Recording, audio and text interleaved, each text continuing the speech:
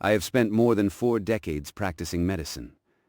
Over the years, I have seen thousands of people grow older, some maintaining their health with quiet discipline, others slowly losing control over their weight without fully understanding why. Before we begin, let me make one thing absolutely clear. I am not your personal physician. What I share here is based on decades of medical experience, but it cannot replace individual medical advice. Your body, your history, your conditions, they are unique. So please, if you are concerned about your health or your weight, speak to a qualified doctor in real life. Now, if you find this kind of practical, experience-based advice helpful, consider subscribing or following. Not for me, but so you don't miss information that could genuinely make a difference in your health over time.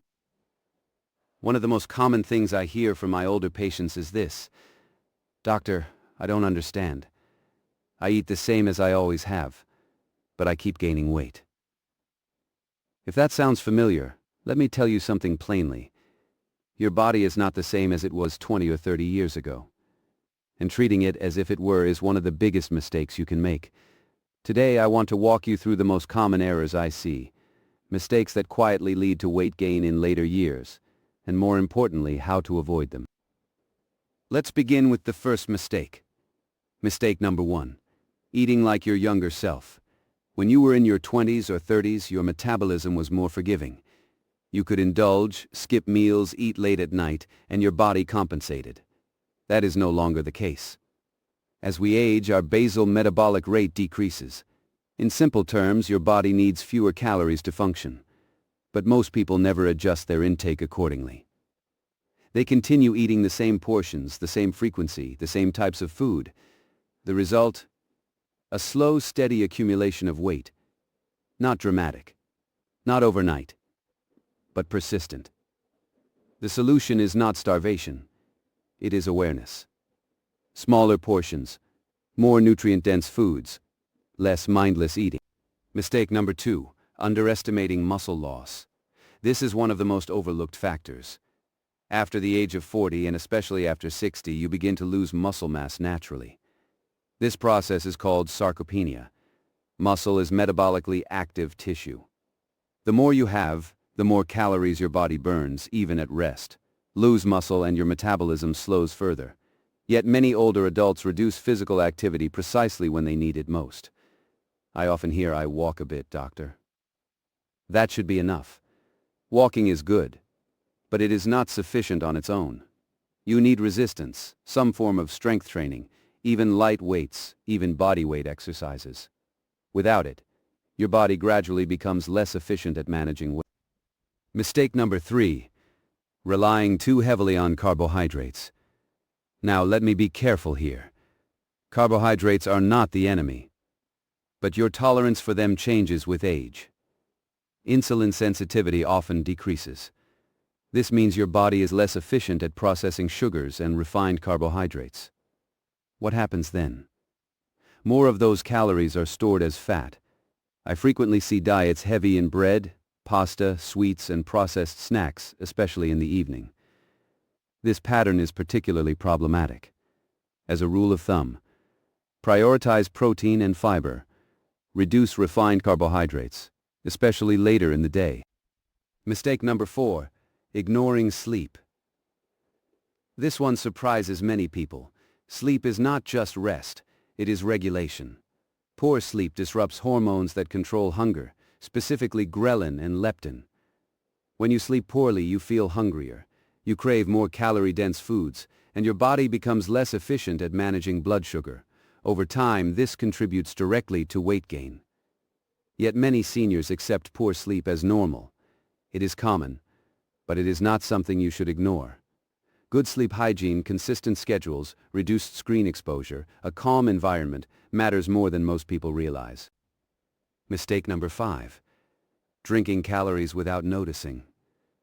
This is one of the quietest contributors. Sugary drinks, fruit juices, alcohol.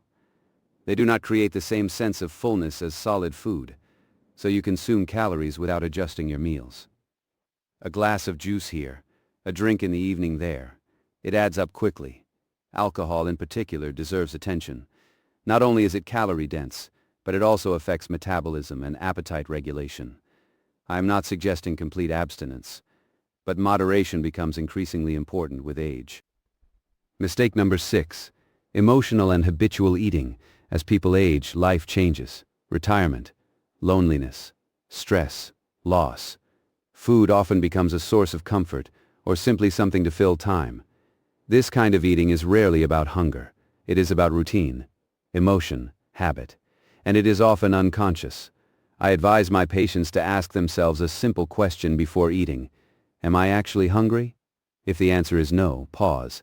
That moment of awareness can make a significant difference over time. Mistake number 7. Believing weight gain is inevitable. This may be the most damaging belief of all. I hear it often. Well, doctor, this is just what happens when you get older. No. Weight gain is common with age, but it is not unavoidable. I have patients in their 70s who maintain a stable, healthy weight, not because of genetics alone, but because of consistent habits. They adapt. They stay active. They remain mindful. Age changes the rules, but it does not remove your influence over the outcome. Mistake number 8. Neglecting regular medical checkups. Sometimes weight gain is not just about lifestyle. Conditions such as hypothyroidism, insulin resistance, or certain medications can contribute significantly. If you notice unexplained weight changes, do not ignore them. A simple blood test can reveal underlying issues. As a physician, I can tell you early detection makes management far easier. Let me pause here and tell you something important. None of these changes require perfection. They require consistency. Small adjustments applied daily are far more effective than drastic changes that last only a few weeks. If I were to summarize my advice in the simplest possible way, it would be this. Eat a little less, but better. Move a little more, but with purpose. Sleep better. Pay attention. And above all, respect the fact that your body has changed. Not weakened, not failed, changed. And once you understand those changes, you can work with your body instead of against it. I have watched many people struggle unnecessarily, fighting the wrong battles, following outdated habits, blaming themselves. You do not need to do that. You need clarity. And hopefully now you have a bit more of it. Take care of your body. It has carried you this far. And with the right approach, it will carry you much further, without the burden of unnecessary weight. Now, if you found this useful, I would encourage you to take one small step today, just one. Whether it's adjusting your meals, moving a little more, or simply paying closer attention.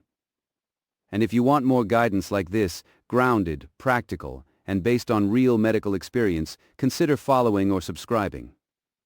Because the right information at the right time can change far more than you might think.